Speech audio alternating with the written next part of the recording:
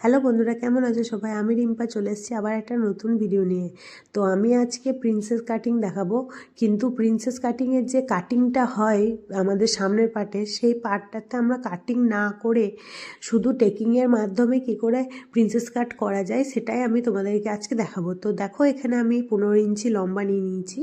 এবার সেটাকে দাগটাকে আমি পুরোপুরি মিলিয়ে নিচ্ছি যাতে একটা সোজা দাগ হয়ে যায়। তারপরে আমি এখানে পুট নিচ্ছি, তারপর হিপ নেবো, তারপর ছাতি, তারপর শেস্ত।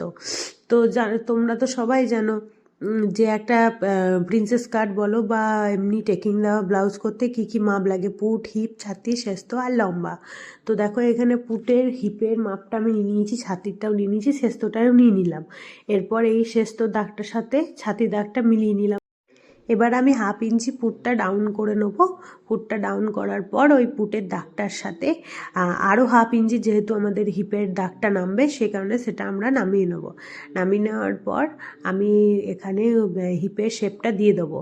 তো আমি এখানে পিছন পাট আর সামনের পাট একসাথে কাটছি, তার জন্য আমি এখানে প্রথমে একটা ভিতরে 1/2 ইঞ্চি ভিতর দিকে ঢুকিয়ে একটা দাগ দেবো হিপের, তারপরে আবার একটা দাগ দেবো যাতে আমার সামনের পাটটা কাটতে কোনো অসুবিধা না হয়।